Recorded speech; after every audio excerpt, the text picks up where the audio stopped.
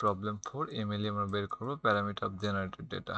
এখানে কি আছে যে 1000 র্যান্ডম অবজারভেশন আছে যেখানে নর্মাল ডিস্ট্রিবিউশন, এটার জন্য আমাদের মিউ আর সিগমাটা এমএলই এস্টিমেট করতে হবে। সেম কাজ করতে হবে ওয়েবলের জন্য শেপ এবং স্কেল প্যারামিটার এবং গামার জন্য রেট এবং শেপ প্যারামিটার। তো প্রথমত আমরা মাস লাইব্রেরিটা নিব। মাস লাইব্রেরির মধ্যে ফিট ডিস্ট্রিবিউশন এই ফাংশনটা আছে। তো আমরা বাকি কোর্সগুলোর মতো এত কঠিন করার এগুলো করবো না, এটা জাস্ট ফিট ডিস্ট্রিবিউশন দিয়ে করে ফেলবো।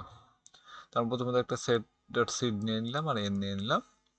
এরপর নর্মালের ডেটা জেনারেট করব আর নর্ম দিয়ে আর কি, মিন আর স্ট্যান্ডার্ড ডিভিশন আমরা দিয়ে দিলাম। এরপর ফিট ডিস্ট্রিবিউশনের মধ্যে নর্মালের যে জেনারেটেড ডাটা আছে ওগুলো দিব এবং নর্মাল কথাটা দিয়ে দেবো। তা আমি যদি ফিট ডিস্ট্রিবিউশনটা দেখতে চাই যে এর মধ্যে কিভাবে কি করা যায়, ফিট ডিস্ট্রিবিউশন বলছে এই ধরনের কিছু নাই, তাহলে ডাবল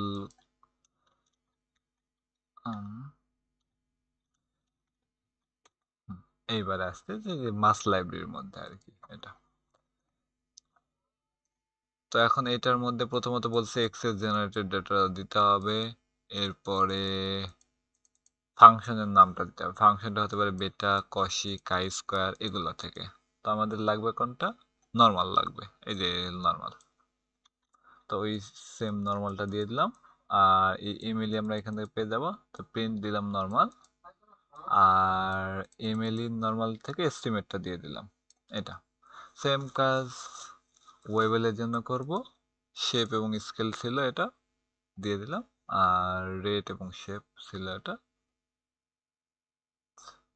রেট শেপ কত 3.5 না, তাহলে 3.5। এই যে এইগুলোর জন্য আমরা দিয়ে দিলাম যে এখানে প্রিন্ট ওয়েবল লিখলাম, এখানে প্রিন্ট নর্মাল, প্রিন্ট গামা, তাহলে সেপারেটেড হয় আসবে আর কি। তো নর্মালের জন্য মিন আর স্ট্যান্ডার্ড ডিভিশন দিয়ে দিচ্ছে, তো অলমোস্ট 10 আর 2 এর কাছাকাছি আসতেছে। এই ওয়ার্নিংগুলোকে ইগনোর করব, এটা দরকার নাই। তো ওয়েবলের জন্য 2.1 শেপ আর স্কেল হলো 1.1, অলমোস্ট কাছাকাছি আসছে। আর গামার জন্য 3.3 আর 3.3, তো আমাদের এটা 3.5 আর 3.5। ও ওয়েট, আমি ভুল করছি, রেট হলো 0.5, রেট হচ্ছে 0.5। তাহলে আমাদের 3.5 এর কাছাকাছি আসছে, যদিও অলমোস্ট কাছাকাছি আসেনি, আর এটা 0.5 এর কাছাকাছি আসতেছে। তো এতটুকুই।